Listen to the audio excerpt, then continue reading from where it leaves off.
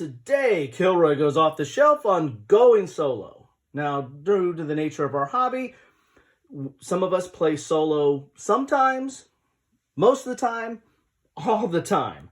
And I know Stigler just did a piece not too long ago about the evils of solitaire play. Actually, it was more about the positives of playing opposed or why you want to play opposed. But, you know, for us in the wargaming hobby, there are several reasons why we end up playing solitaire. I mean, that include whether we can't find a local opponent, because this is kind of a niche hobby, whether we're really not tech savvy or don't have an interest in doing online play like Vassal, or we just don't like people. Or actually, better said, you know, we prefer immersing ourselves into the history and playing on our own timeline and our own terms. You know, I kind of fit all three of those. I like people, but I kind of fit all three of those at various times of my, you know, wargaming career. So what has the hobby done for us? Well, there are solitaire, you know, focus games that are really made to be played solitaire, and they have built-in AI or bots that really focus on that. But what I'm going to focus on today are like solo supplements, solo assistants. And, you know, as part of that, there's an article in the C3I magazine, number 32, from Mark Herman that talks about bots. And it talks about, you know, his development of some solo assistants. And here's his bibliography of some of the solo bots or assistants that he's come up with over time. But that's going to be kind of my focus today is, you know, games that have, you know, focused on, you know, it's a two-player game, but they focused on coming up with a solo assistant. First one I'm looking at here is Solo Assistant for Nations at War and World at War 85.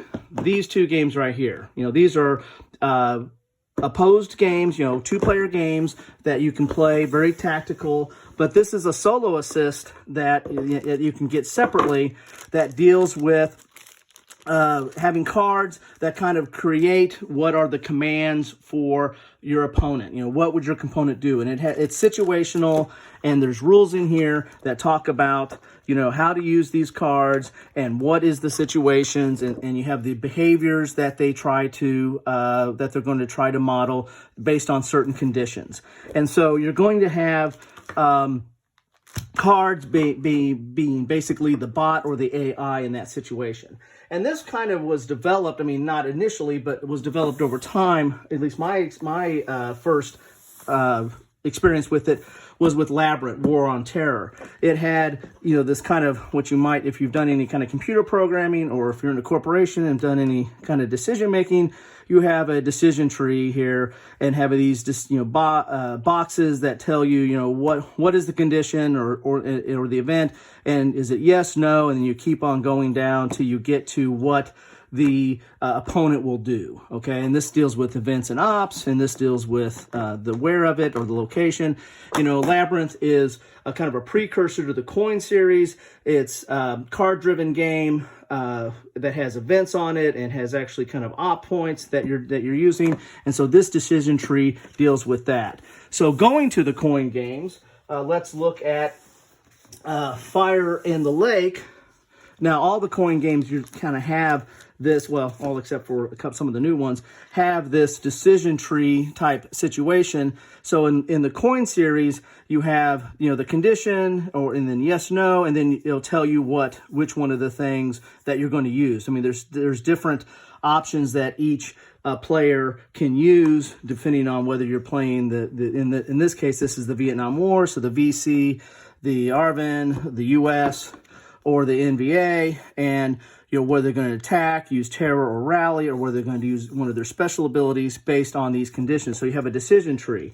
Now, what they've developed into, and this is a Mark Herman and Volko Runke game, they've had the Trung expansion, which adds in cards. So now you have cards kind of similar to the solo assist for Nations at War and World at War 85, you have cards now that will tell you what that person's going to do, and they have these cards for each one of the different factions in the game. So you have basically a card-driven bot or card-driven AI that controls that. And that was developed from Gandhi, that it didn't come with the decision tree. It came right with the cards initially. It kind of was a deviation on the coin series, that it didn't use that traditional decision tree and went right to the cards. And you have kind of a decision, you know, a play right here that talks about like different events and different actions and what are the priorities and the random spaces if there's like a needs to know where it needs to go. But it's basically card based. Continuing on with Mark Herman's developments on these, we have Empire of the Sun, which had this Erasmus decision, which takes a step back. This came out before Gandhi, I believe, but it had the decision tree somewhat. This looks very complicated. This is just the Japanese harassment bot. But this kind of is modeled a little bit off of the coin series, where you have the decision tree talking about different conditions and then what it's going to do. Like in this case, what are the Japanese going to do? And here's the bot for the Allies and what they're going to do over time, depending on what the condition is. This is a little bit more complicated. It doesn't really flow as easy as the coin series, but of course the coin series has very limited number of options. Each side has like 4 main actions and then has 4 special actions. This, in a game like Empire of the Sun, which is very, very deep operational in the Pacific War, there's a lot of different options, a lot of different decisions, and a lot of conditions that they're trying to address here.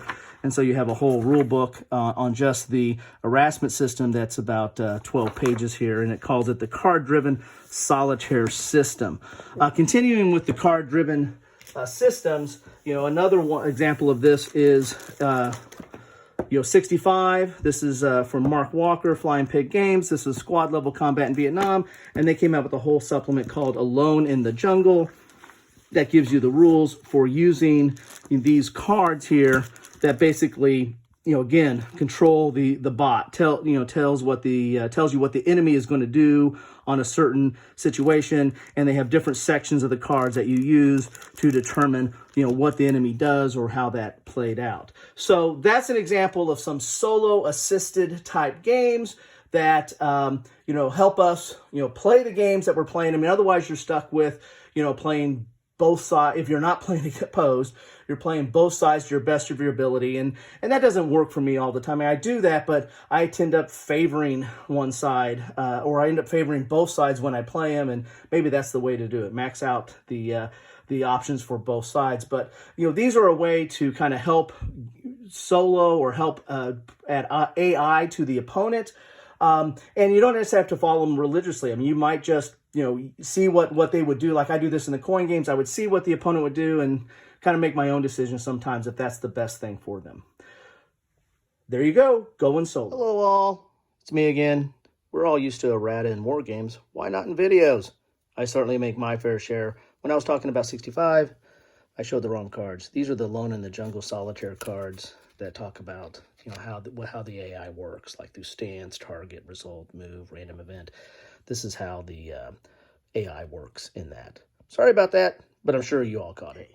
I'm back again. Just wanted to say the CDG solo system, which is on P500, is another solo assist mechanism that covers For the People, Command and Colors Ancients, Illusions of Glory, Caesar, Rome versus Gaul, Washington's War, and Paths of Glory. This is designed by Jose Ruiz, who you all know as Stuka Joe. So you might want to check this one out too.